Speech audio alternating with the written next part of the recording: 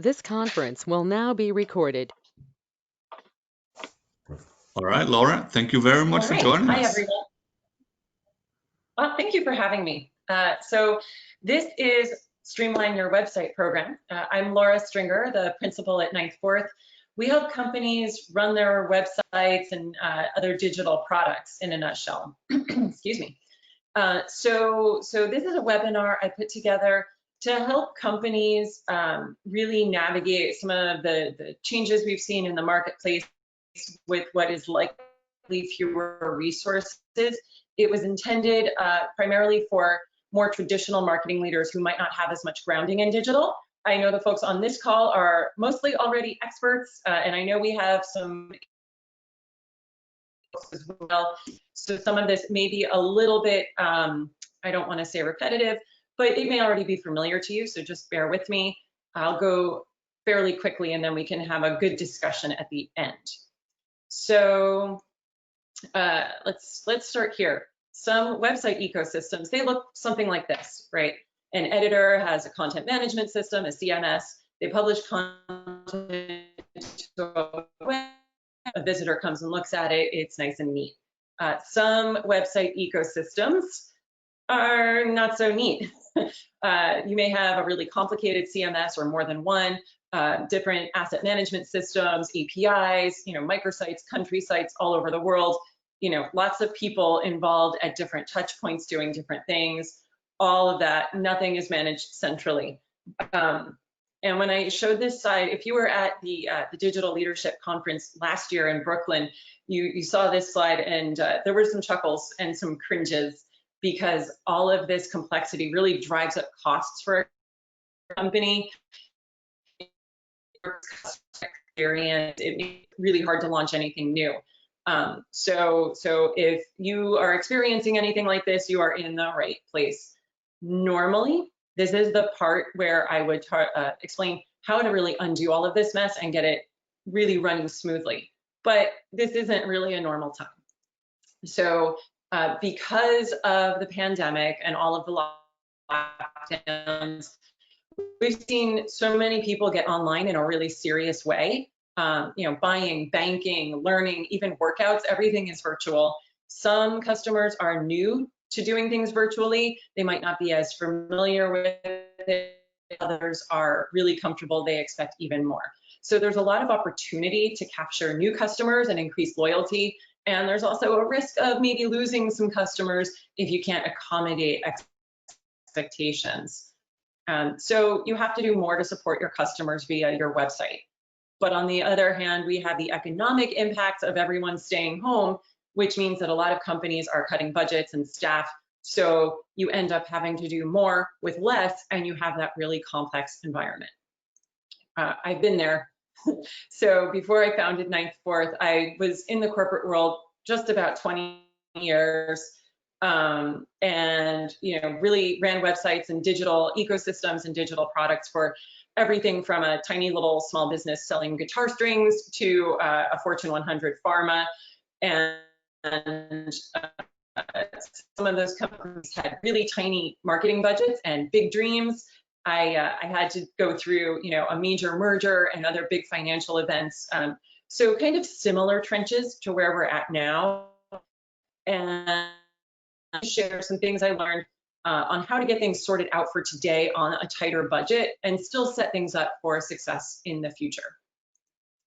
So I'm going to share some things that you and your team or your clients, if you're at an agency, can do that really they can do starting today or this week that will improve experience for customers, make it easier to adapt to those shifting needs, and keep costs under control, which is really important. I want to say that it's really important to lean heavily on leadership skills for this to work. You need to have a plan. You need to get people on board with that plan. In an ideal world, we want empowerment from the highest possible levels of the organization, because you're going to start telling people what to do, and even harder, you're going to tell them what not to do. So, and if you are at the highest possible levels of your organization, please, your support and empowerment is really going to be paramount here. These major corporate websites, they involve a whole lot of people from different fields and departments. They're all over the world. So you really need to have a lot of conversations, explain your vision and your plan for getting there, get everyone on board, and get on top of criticism really quickly. And then my last caveat is I am going to suggest things outside what I normally recommend, doing things maybe out of order or skipping some steps, because right now we're just kind of trying to get through a crunch time and kind of get on with things. And then once we're out of this kind of survival mode, I'm really going to trust that everyone will take another look at all of this and set it up right and not just leave things kind of half done. I also am going to talk really quickly about some things not to do, things that really won't bring value at this stage and will just drain resources from what you really need to be focusing on. So what should we do? We want to establish a better relationship with IT. Anyone who has heard me talk before knows that's a big soapbox of mine. Bringing product management principles to your website operations, finding underutilized content that you can wring more value out of, and then creating a beginner pattern library. The goal of most of these activities is really just to streamline operations.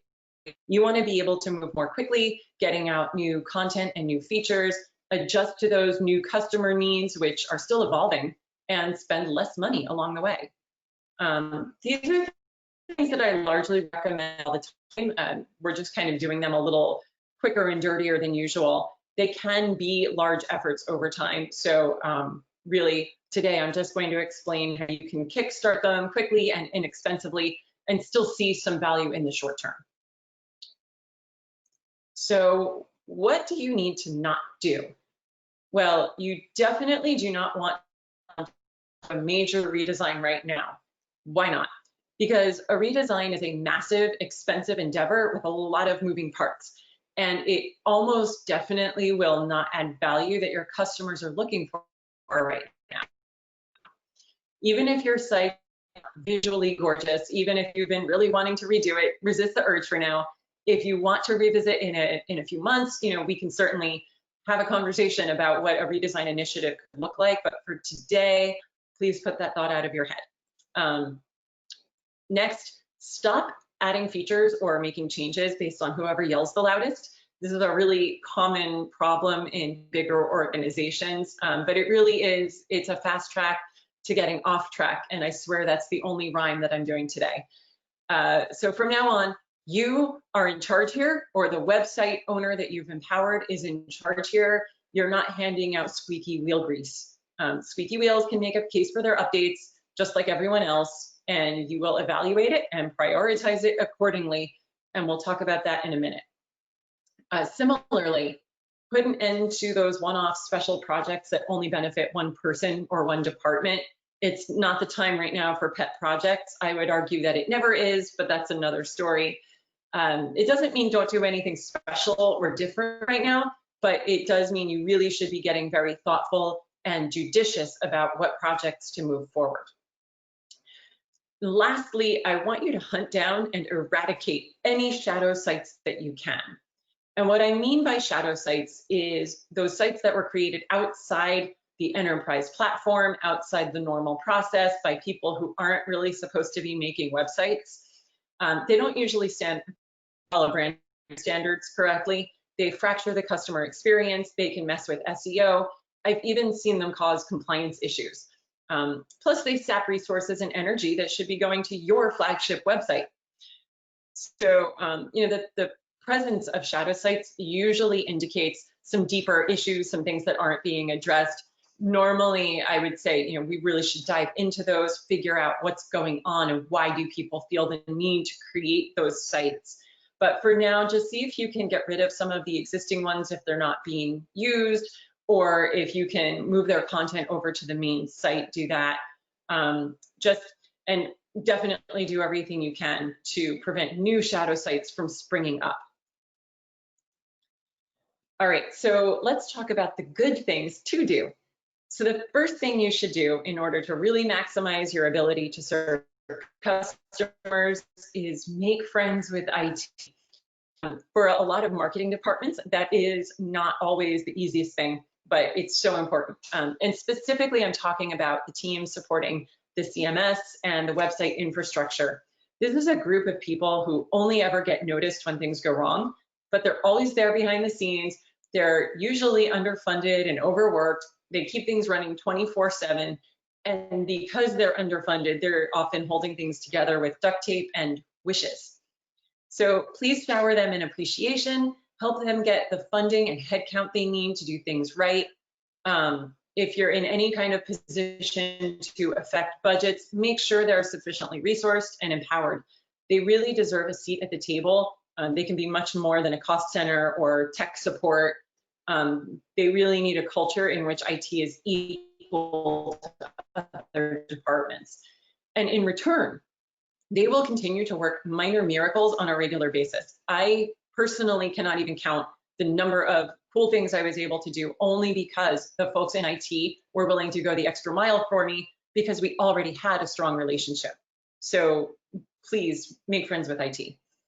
If you're not convinced, here are a few specific things that IT can do to improve your site. So if your CMS or some of your other systems are hosted on premise, meaning they're not in the cloud, IT are the folks who will handle server and software upgrades.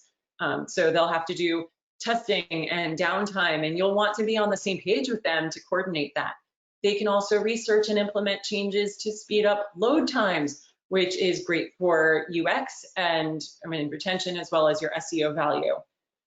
They are the company experts on information security and keeping your customers' data safe. And that's always been important, but it's even more vital in the age of GDPR and other privacy laws, and in a time when brand trust really hinges on your ability to protect your customers' information. And finally, they may have opportunities to streamline testing and deployments for any template or functional changes you're making. And that'll speed up your time to market and assure better quality overall. You may also find that your IT support group has some good suggestions for how to improve the website itself or its operations. Business areas tend to ignore IT because they're just the tech guys.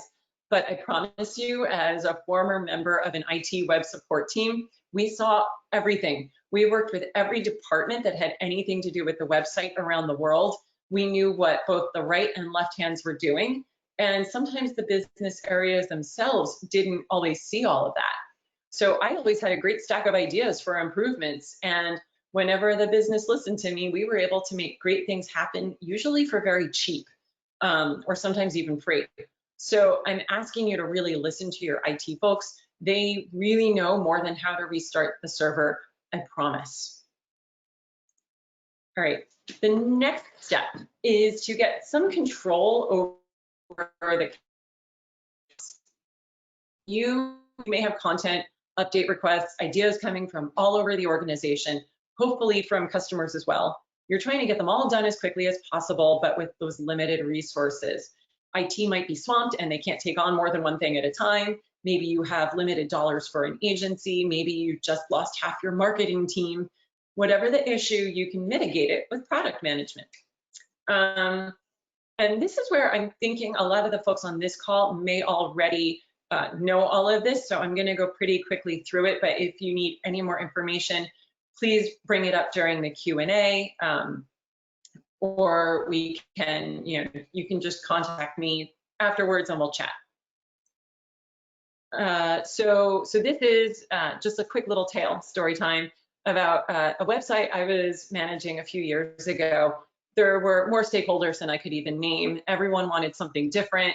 Our IT support team got gutted and they had really no developers left. We had no money for an agency.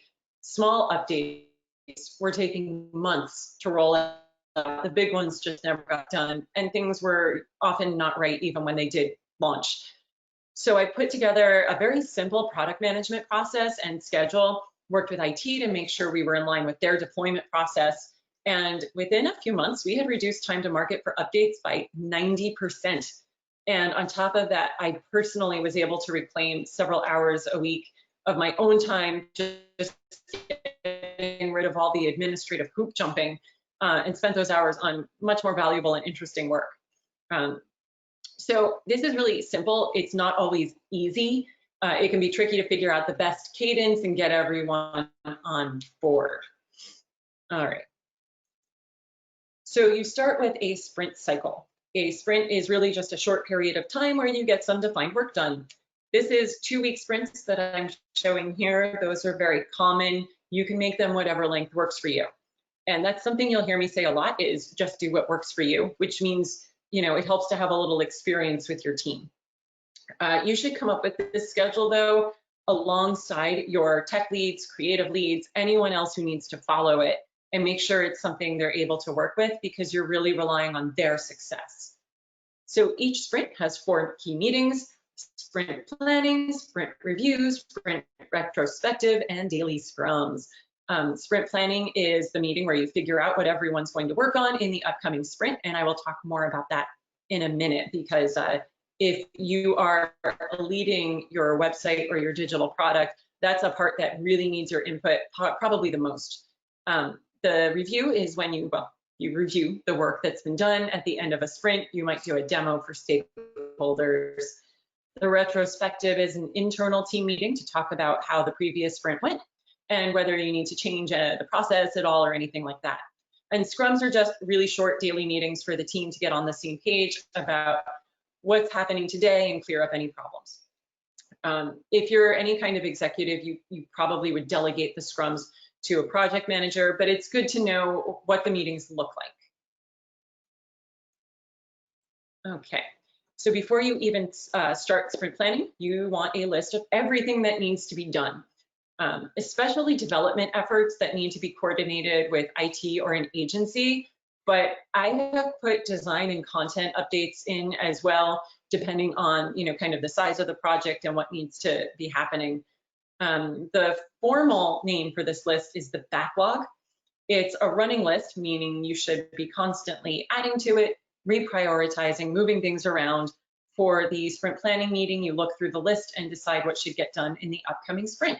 So in this example, we have our backlog at the top with several items in it and an empty sprint 1. So you should come to the sprint planning meeting with some ideas of what you want to put in the sprint based on priority, available resources, dependencies, and then discuss with your team during the meeting. And once everyone agrees, you'll have a list of items to complete in the upcoming sprint. And I will point out here, this is a great time to bring IT to the table. They'll have good input in the list, including what it will take to accomplish various items, any technical items that should get prioritized, things like that. Laura? So now you have a smaller backlog, and yes. It seems like we might have a little sound issues. I was wondering, perhaps if you turn off your camera, we could give it a shot and see if it helps, you know? Yeah. Did you miss a whole lot of what I said? No, I didn't. I think we just had 2 people, Bernd and Casper, wrote that the sound breaks up sometimes. I think we've gotten all of it so far.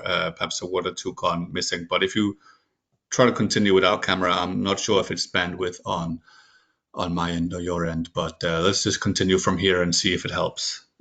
Yeah, we'll try it out. Just like protector problems in the old days when we met in person. We do have our fair share of those. Okay, so now you should have a smaller backlog and some items to complete in sprint 1. And don't worry, the backlog fills right back up again. There's always work to be done. Another thing I want to mention really quickly is task size. So these 2 items on the lists in blue, the first one, make the site faster, clearly important. But site speed could be impacted by all kinds of factors. So making the site faster is a lot more complicated than it sounds. It probably can't be done in 2 weeks, right? So here we've added an item to sprint 1 for someone to investigate why the site is slow. And then once we have more information, we can put additional items into future. And you can see I'm just doing this all in a spreadsheet. You don't need fancy tools. If you can get your hands on something like Jira or Asana, whatever works for you, that's great. And it really does help everyone stay more coordinated and organized. But don't let that hold you back. I used to do this stuff with spreadsheets for years before I could get my hands on a proper tool.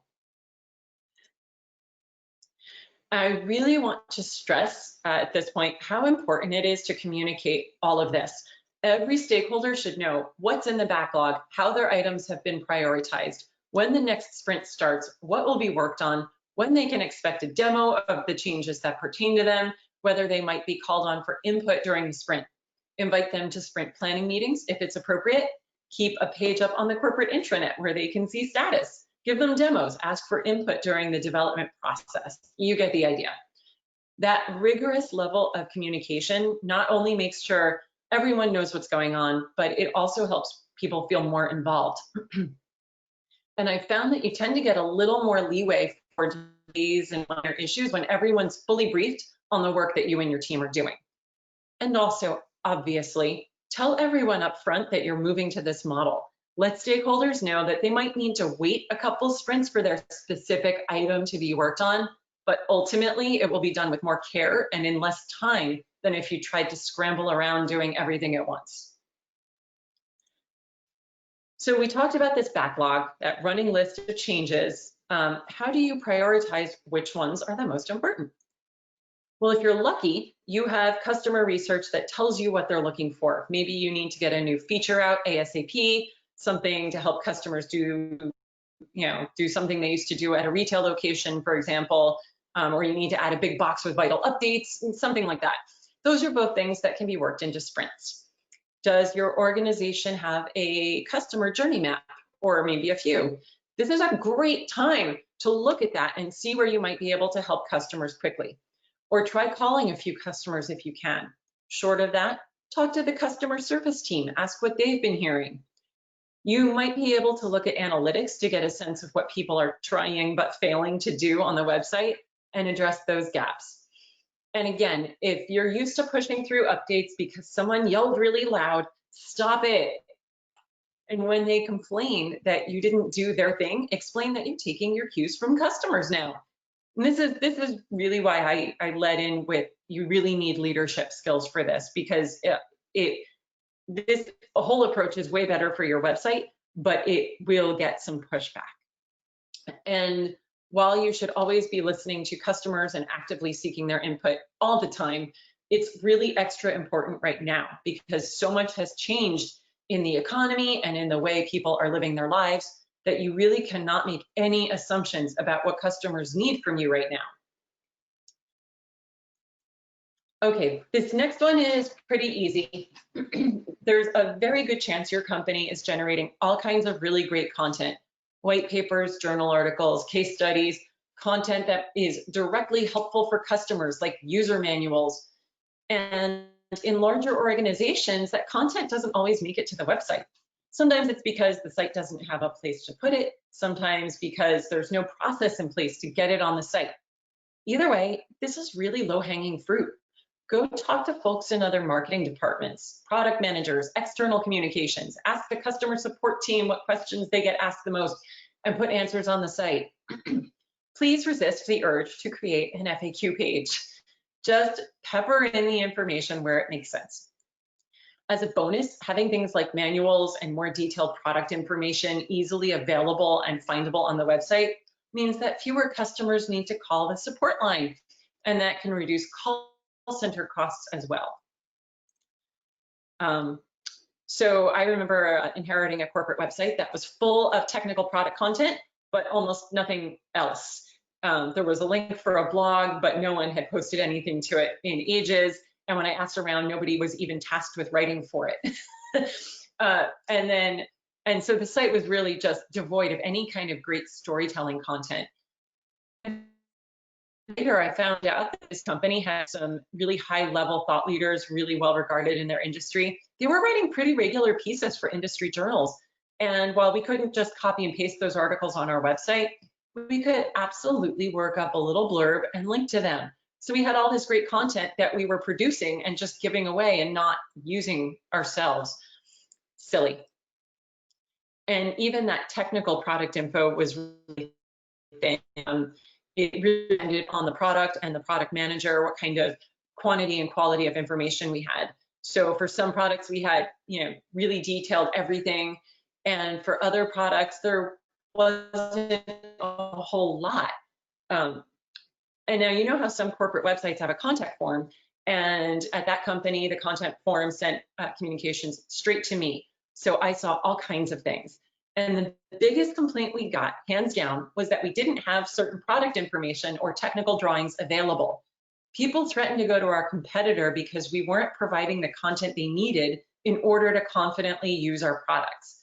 And that was very silly. We had the content available, it just wasn't available to our customers. And we made some of the best products in the industry, but people couldn't confidently purchase them because we didn't give them the content around the product. So the lesson here is a little content goes a long way. Lack of content also goes a long way. It is absolutely worth your time to ask around, procure the content that should be on your website but isn't. Chances are you already have templates in your CMS to accommodate that content, which makes it probably the fastest and cheapest way to improve your site. If you don't have templates for it, well, that's something for the backlog, isn't it? Okay, now we're going to get into something maybe a little more challenging, especially for the corporate folks who may not have done a whole lot of this in the past, but it's extraordinarily valuable if you do it right. And this is definitely one of those places where I'm going to recommend you start with a quick partial version for now, and with a reminder to go back and revisit this for real later on. I want you to document a pattern library.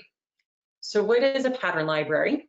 A pattern is really just a fancy term for the templates, components, widgets, content containers on your website. Think like a hero image or a product detail template. A pattern library catalogs each of the standard patterns for your website. It includes the actual design of each one, some notes on how editors should use them, an example of each one in action, maybe even a snippet of code to show how each one works. So as with everything we're talking about today, I am not recommending you drop off this webinar, off this call, and jump straight into a mammoth pattern library design project. A true comprehensive pattern library takes months, if not years, to design and develop, and that's not what we're doing today. I am recommending you start thinking in terms of a pattern library and organizing what you have. That's why I said document, not create. And the reason I feel so strongly about pattern libraries is because they're good for so many things. While a good design makes your website attractive, professional, a pattern library helps with all of that. Plus, it creates efficiencies for your development team, facilitates governance and better UX, empowers your editors. So in short, it will help you create a more consistent time on operations. And I have a few slides that really hammer that point home, but I want to be really cognizant of time. So what I will say really quickly here is that your development team is tasked with creating templates and components for your website. So the more templates and components you have, the more work they have to do to build them, to design them, to upgrade or change them, to test them when there's any kind of server upgrade or anything like that. All of that takes more time, more money. So if you have a good pattern library in place, you've simplified all of those things down to really just the core of what you need. This is especially effective, by the way, if you have multiple brands and each one has their own website. You can create a pattern library that cuts across all of them and then just brand each site separately. Governance may not be a really big issue for a smaller website, but for the really big gnarly ones, it gets tricky pretty fast. So a site that had over 100 content editors across 5 continents, and company politics, organizational silos got in the way of ever creating any kind of pattern library. And our templates were pretty open. Could build pages in a variety of layouts to present content the best way possible. But in reality, because none of them were actually designers and they all had their different ideas of doing things, even at 10 different pages, even with the same template, often looked quite different. And on top of that, a lot of editors were committing big SEO no-nos, like putting multiple H1 headings on a page because it looked cool. So trying to keep the site looking consistent, cohesive, it was an exhausting and losing battle. There were just too many people with too many options and no guidance. And a pattern library really would have helped get everyone on the same page and provided a better customer experience, a better user experience on the site, and really just presented the brand a lot better.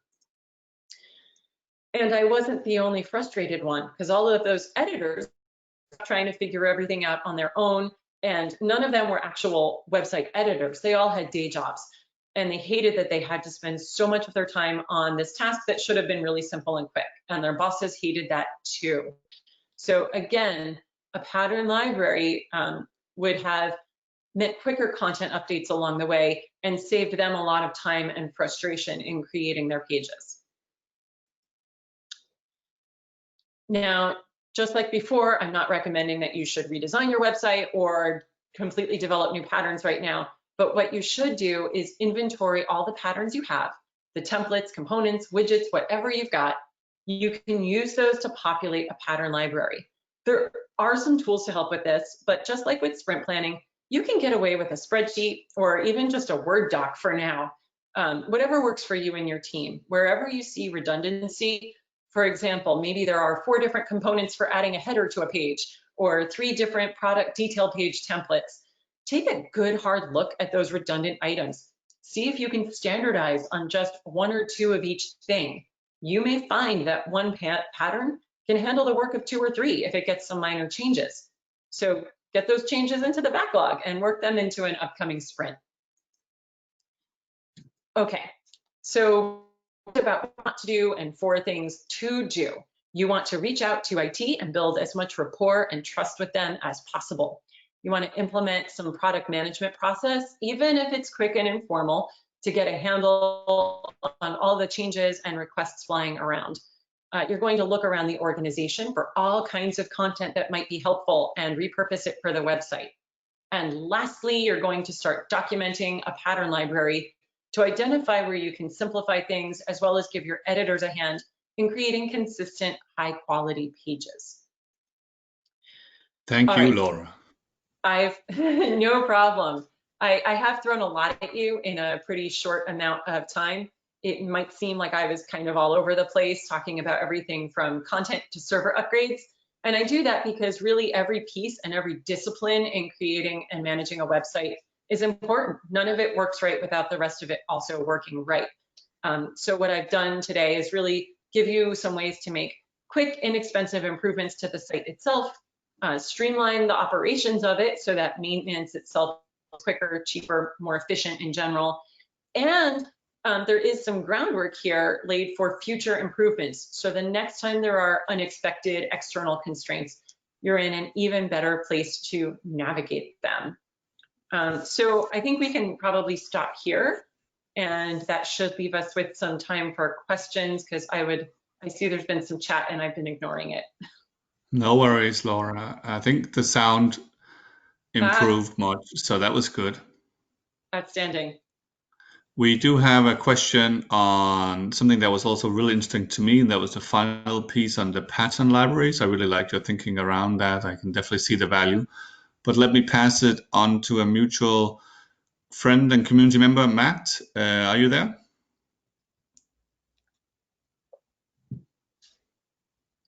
Good morning. Issues with the mute button, sorry.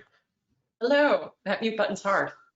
Laura, it's so great to hear from you. Thank you so much again. I was a little late this morning, but you always have great content. You always have great stuff to say, and just love having your voice as part of the community. I think this, and I know that you've talked about pattern libraries in the past, so it's not the first time I've heard you channel that terminology, but and I think your point about governance, we would broadly agree that with big enterprises or big brands, they're generally building governance into their processes. They're approaching their brand. They're considering the propagation of templates across their entire universe of experiences. I'm more interested in some of the tools that you're developing. I think from a workbook perspective, I'm looking at all the stuff you presented today, and I'm thinking, man, this would be great content to have in a playbook or a workbook. And I'm wondering, relative to governance with the smaller customers, as you were talking about them, is there a starting point or even a playbook that you have or a workbook you have to give them really simple tools, because I think they're not going to have all those resources internally to understand where to start that process. Do you give them, or do you have some kind of documentation around where to start with all that? That is a really great question. So I actually have not worked too much with smaller customers, except for software companies, because they have software products that need a lot of help. And what I do there is, first of all, get really what I call like a broader design system in place. And again, things like design systems and pattern libraries, they can get real big and gnarly. But for a smaller company, you really just want to tailor everything down, right? A smaller company, often they're on WordPress, they're using a set of templates they bought somewhere, and everything is fairly simple. There's usually just one person doing anything on the website. As they start to grow, though, it's a really great point that they would be well served by some of these governance things. So I think, everyone likes to talk about a RACI. I think RACIs get really, really complicated and kind of overwhelming really fast, and then nobody follows them. But it is a good idea to kind of have a notion of what is all the work that goes into your website and who's doing what, whether that takes the form of a RACI or you just kind of jot down on the back of a napkin, Sarah's doing this and Samantha's doing that and Bob's doing this other thing. That's in a smaller organization, that's usually all you need. So there's a lot of pieces of it like that.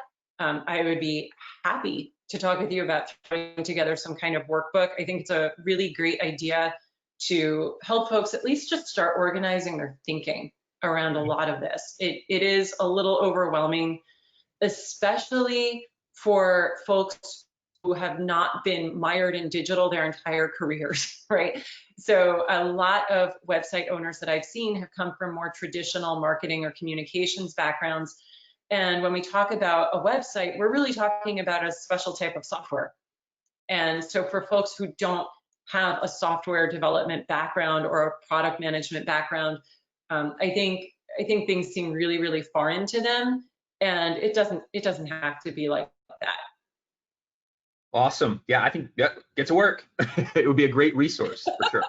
And you've got such great work. So I think if you could document it, and you made the point right there, and I'll just end it at this, that if they're thinking about scaling in the future, having the fundamentals in place and then having it not seem so foreign or so complex would really kind of grease the wheels to evolving it over time. So yeah, really awesome stuff. Thank you.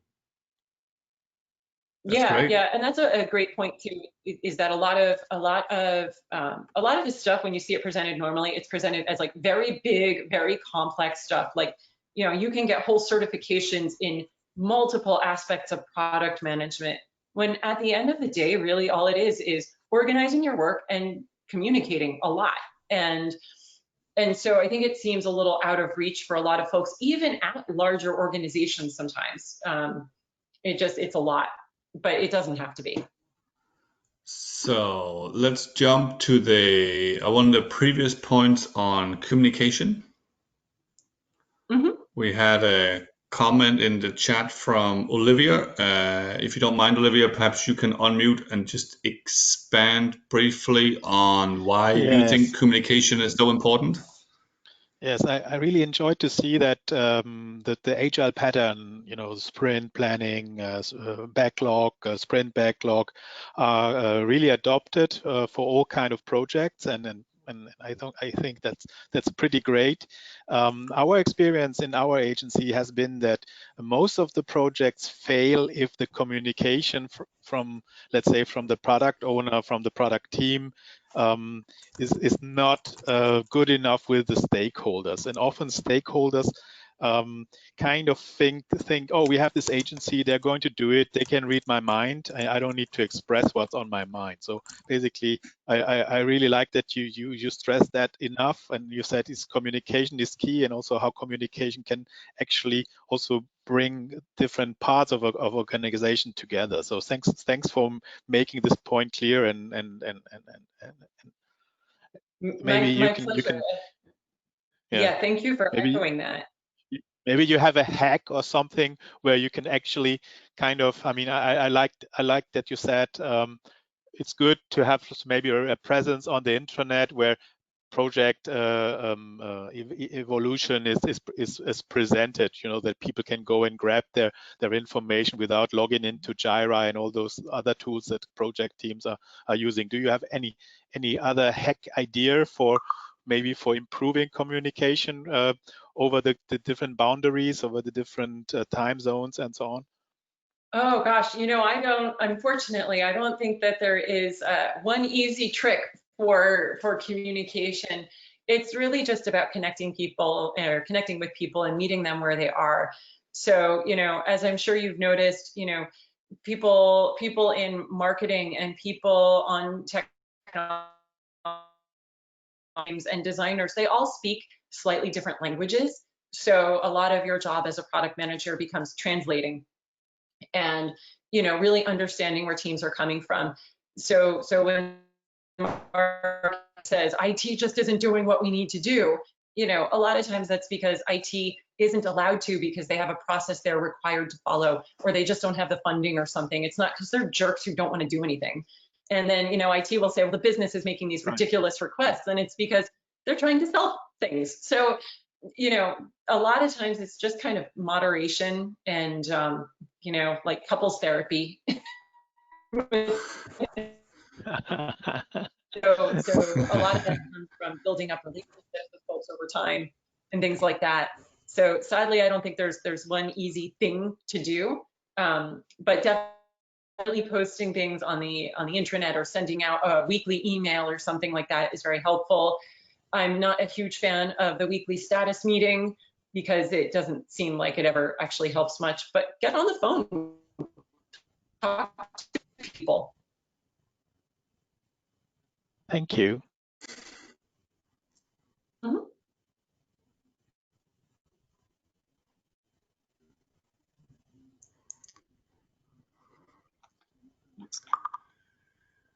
That's right. Excellent. Thank you, Olivia. Thank you. Thank you, Matt. But big thank you, Laura. Thank you very much. Oh, thank you. We did it. Well, Right on time. We're so efficient. All right. Awesome. Thanks, Laura. This was great. Oh, thanks I for hope stopping everybody by. can hear me. Now we can. Thank you very much for joining.